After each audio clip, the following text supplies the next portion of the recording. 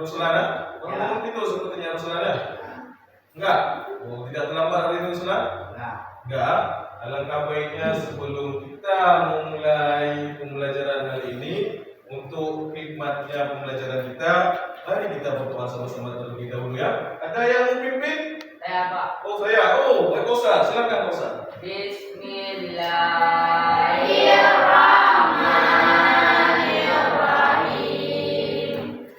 Raditu billahi rabban wa bil islami dinan wa bil muhammadin nabiyya wa rasulah. Rabbi zidni ilman warzuqni fahman. Rabbi ishrah li sadri wa yassir li amri wahlul 'uqdatam min lisani yafqahu qawli. Amin.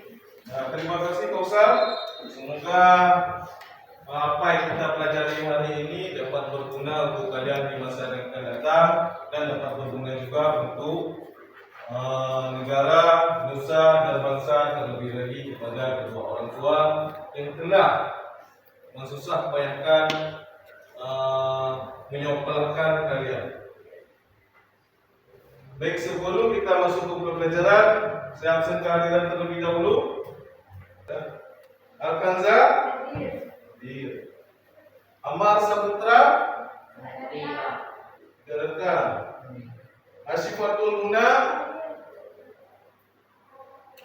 Cut Munira, Cut Fedia, itu saudara, Cut. Oh tidak. Fitri Ramazani, nggak datang, nggak ada kabar. Sakit dia. Fitriani, tidak datang. Liza Akila, Umaira,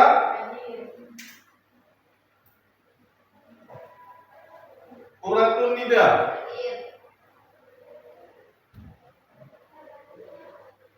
Lutfiana Ulfa, Aikal Fauzan, izin. Kemana dia? Ada acara di rumah. Maulid, bukan? Oh, Maulid. Semoga kita dapat si Maulid aja. Marsha Anissa,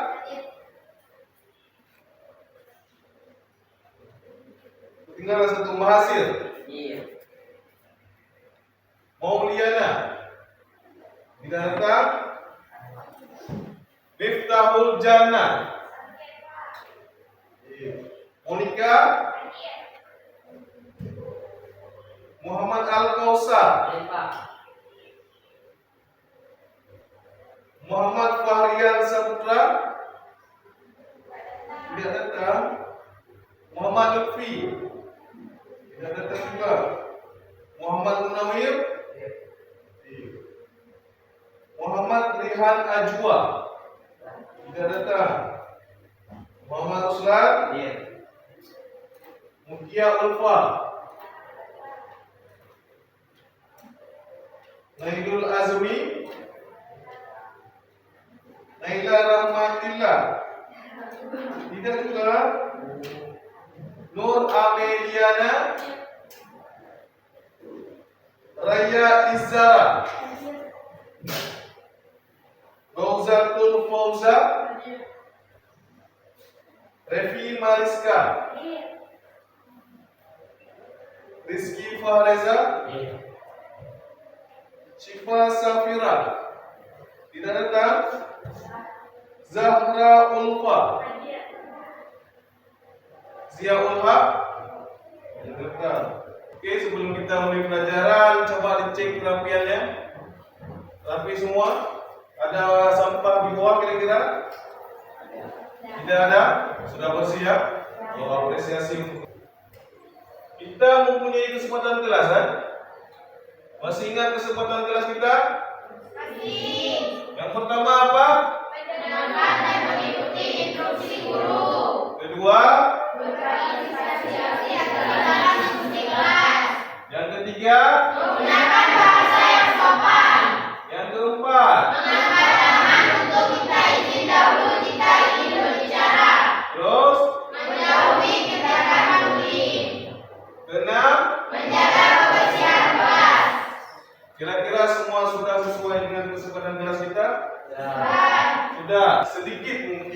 nasihat dari saya. Kadar ukuran sesuatu seseorang itu sukses apabila dia banyak uang.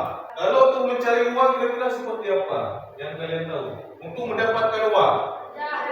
Untuk mendapatkan uang, cari masalah. Itu kata kuncinya. Nah, dasar tadi dari mana? Ya dari cari masalah tadi. Berarti dia sebelum membuat aplikasi tersebut, dia mencari dulu apa masalah yang ada di masyarakat, apa keperluan yang ada di masyarakat. Barulah dibangun aplikasi tersebut. Sesudah dibangun aplikasi tersebut, tinggal santai-santai aja, duit masuk. Paham kira-kira seperti itu? Nah, sekarang jangan cari uang terlebih dahulu, tapi cari masalah terlebih dahulu. Selesaikan masalah tersebut, kan berguna itu bagi masyarakat. Uang datang dengan sendirinya. Ada yang ingat materi kita sebelumnya? Masih Pak. Ya, Cud. Apa Cud? Tentang Microsoft Office. Tentang Microsoft Office. Nah, Microsoft Office itu kan ada banyak ya. Yang sering kita pakai itu sebanyak 3. Itu yang paling banyak dipakai di perkantoran. Ada yang tahu apa aja yang ada di Microsoft Office tersebut? Saya Pak. Ya, Monica? Microsoft Word, Microsoft Excel, dan PowerPoint. Dan PowerPoint. Oke, benar. Itu adalah 3 dari paket Microsoft Office. Dia ada banyak lagi. Ada Microsoft Access lagi yang untuk digunakan di database. Tapi kalau kalian bisa 3 itu aja, itu sudah bisa menjadi modal untuk kalian ke depannya. Karena 3 itu paling banyak digunakan dalam dunia kerja maupun dunia perkantoran. Ada yang tahu tadi Microsoft Word, Microsoft Excel, dan PowerPoint itu untuk apa? Saya Pak. Oh ya, untuk Microsoft Word untuk membuat dokumen, Excel untuk analisis dan perhitungan, PowerPoint untuk presentasi. Oke, udah. Terima kasih. Pelajaran yang akan kita belajar ke depan ini setelah Microsoft Office tadi, yaitu sistem komputer. Ada yang pernah dengar dengan sistem komputer? Pernah? Sistem komputer. Kalau sistem apa? Apa kira-kira ada pengertian sistem? Jadi sistem komputer itu bagaimana kita mengenali cara kerjanya komputer. Kadang mungkin ada yang penasaran, kok bisa kita tekan A di keyboard, dia munculnya di layar. Bagaimana cara kerjanya? Apa dia jalan leggable ini? Tujuan yang kita pelajari ke depan ini yaitu bagaimana cara kerjanya komputer. Jadi bagaimana mekanisme yang ada di dalam komputer itu. Oke, sistem komputer. Kata sistem, apa kira-kira? Sistem ada kata lain mungkin dengan bisa kita bilang dengan cara. Arti sistem komputer kita Indonesiakan menjadi cara kerja komputer kira-kira. Nah, dulu cara kerja komputer sangat ribet. Dulu komputer sebesar ruangan ini ada. Sebesar ruangan ini komputer dulu. Zaman dahulu diciptakan oleh 2 ahli komputer atau ahli matematika. Jadi yang buat komputer itu orang matematika sebenarnya. Namanya John Locke dan John Presper. Ada transistor itu seperti mana bentuknya? Kira-kira seperti ini ada. Tapi udah kecil di kabelan. Kalau dulu sebesar tabung gas. Sekarang bukan segini ukurannya paling segini. Perangkat lunak yang ada di komputer ini dia bisa dilihat tapi tidak bisa dipegang.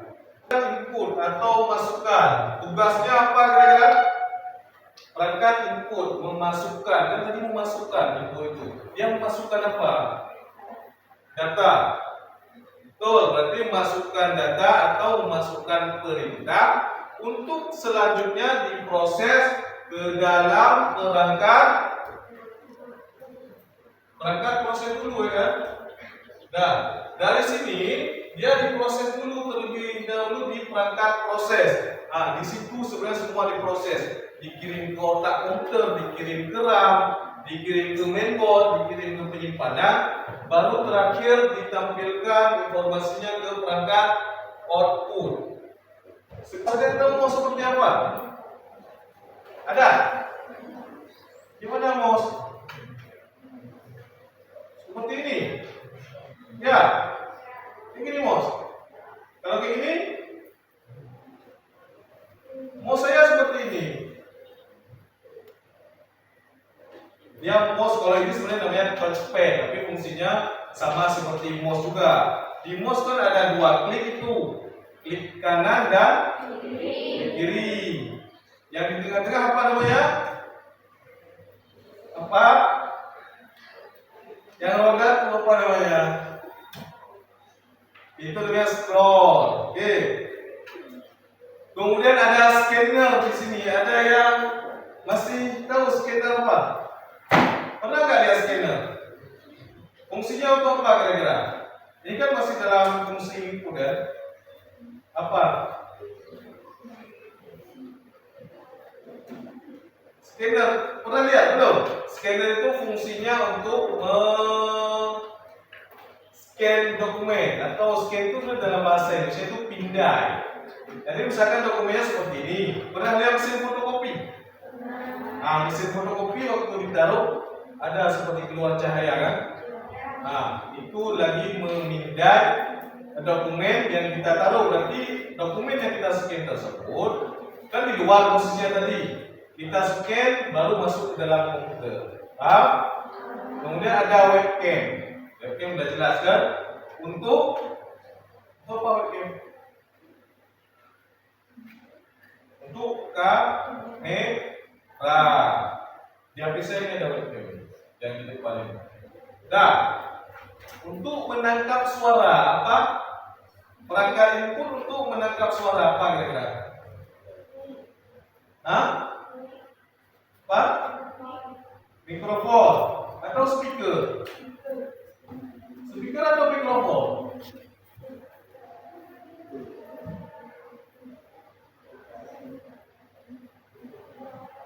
Hah? Speaker atau mikrofon? Speaker. Yakin speaker? Mikrofon. Kenapa mikrofon? Kenapa speaker? Oh, speaker untuk mengeluarkan suara. Ya. Kalau mic untuk masukkan suara. Ya. Berarti untuk menangkap suara itu yaitu speaker. Nah, apa masih ada contoh barangkali? Masih banyak ya, termasuk ada joystick. Joystick tahu apa? Untuk main game ya, joystick untuk main game. Apa lagi ya? Kadang ada yang untuk orang menggambar. Ada juga itu termasuk dalam perangkat input. Kadang kalau orang menggambar dia sudah pakai menggambarnya manual, tapi dialatnya langsung. Menggambarnya manual, tapi dialat langsung nanti hasilnya di komputer. Itu termasuk dalam perangkat input juga. Dan masih banyak lagi. Kemudian untuk lebih jelasnya, coba kita lihat video yang menjelaskan bagaimana komputer itu mengolah informasi yang ada di dalam CPU. Ini yang ada dalam CPU kan? Misalnya ini, kita sudah mengetik huruf A di keyboard kan? Dikirim ke dalam CPU. Di CPU itu kan diproses semua di situ. Dari otak komputer bekerja, RAM bekerja, mainboard bekerja, sampai dikeluarkan melalui perangkat output. Nah, yang di video ini berarti yang apa yang terjadi di dalam CPU tersebut. Lihat videonya.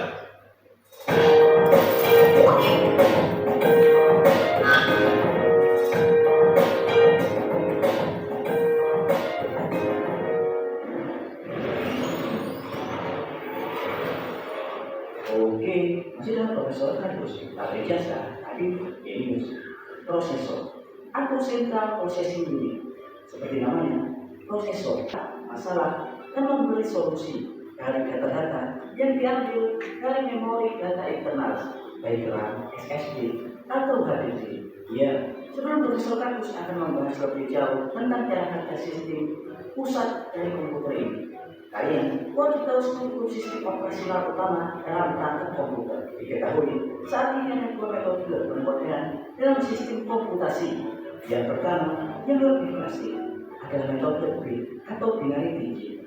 Metode binary digit hanya menggunakan pembuatan angka numerik 1 atau 0. Metode ini digunakan pada perangkat yang saat ini umumnya kita gunakan.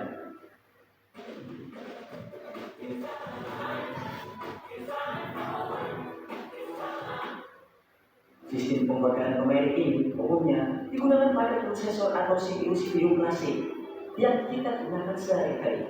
Karena CPU klasik hanya dapat memahami perintah melalui perilaku transistor yang tersusun secara kompleks di dalam prosesor atau CPU.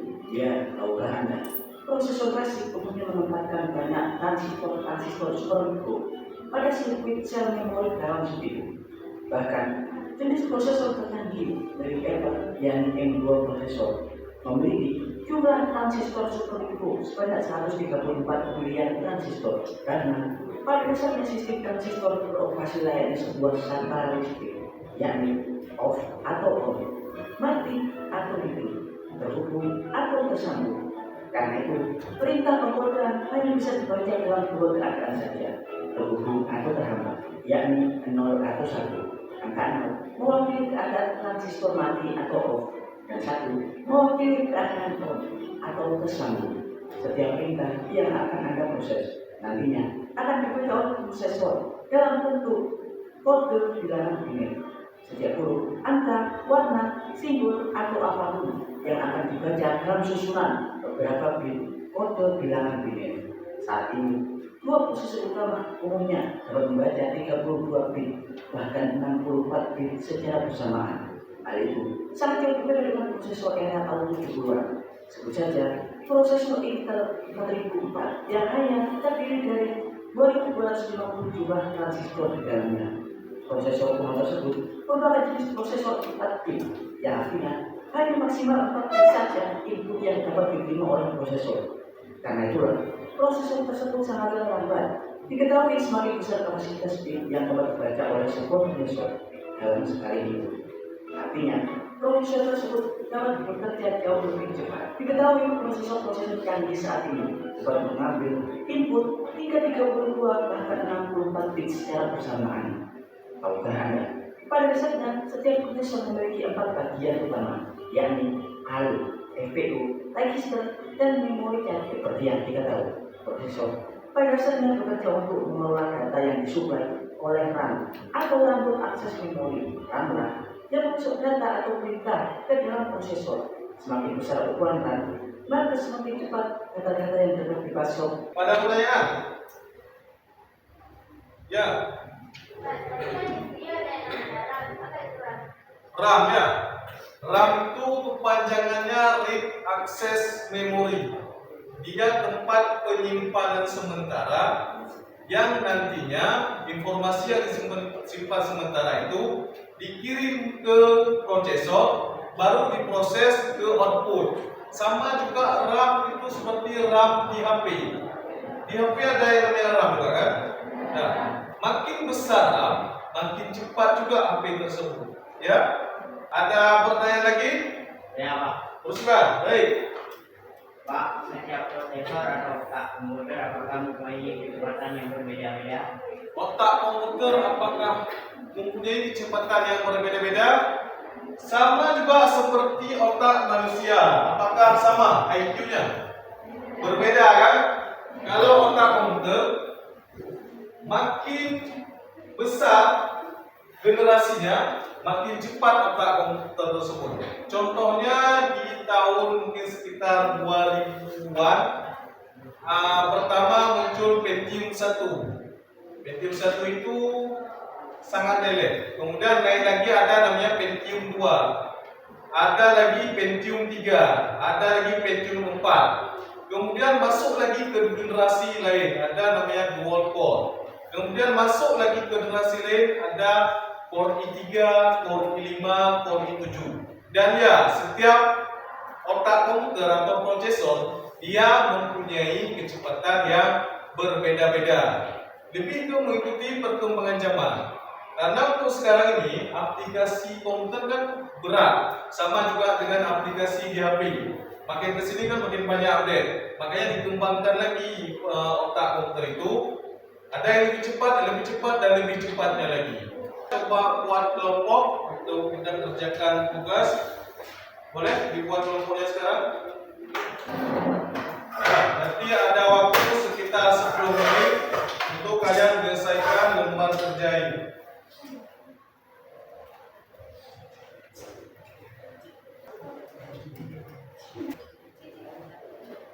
Ini kelompok.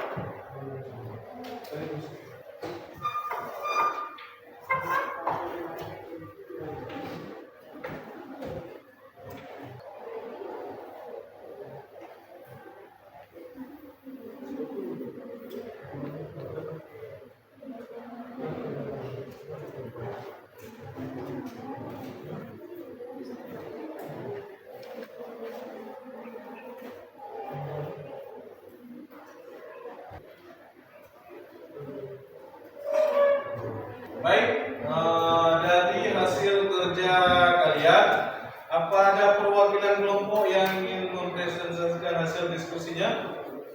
Oh ya, kelompok dari Al-Kanza, boleh.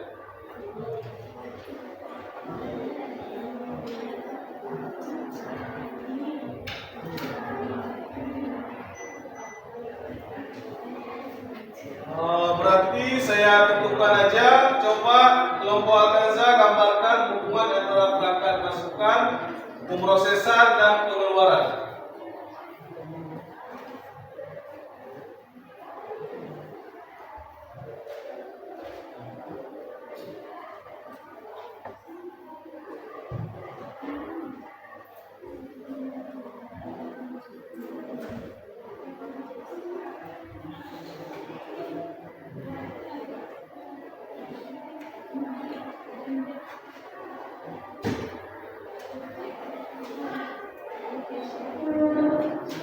Boleh dijelaskan sedikit? Izinkan saya menjelaskan tentang untuk perubahan ada sistem kerja komputer. Juga akan memasukkan informasi kemudian data ada di komputer melalui perangkat dan digunakan perangkat Nah, jelas kira-kira? Ada yang ingin bertanya? Ya, ini ada yang ingin bertanya? Pertanyaannya?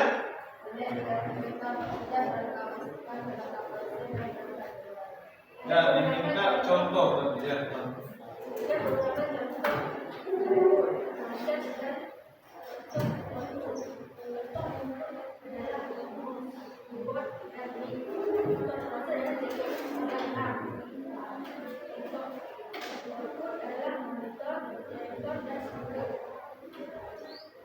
Jelas kira-kira yang bertanya? Bisa diterima? Oke, terima kasih kepada kelompok Al-Kanza.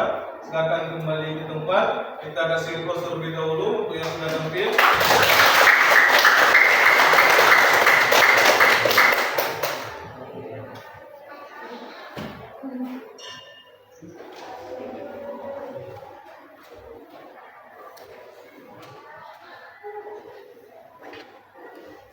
Oke, berarti itu yang sudah kita pelajari untuk hari ini, yaitu tentang sistem komputer. Kira-kira dari sistem komputer tersebut ada yang masih kurang jelas?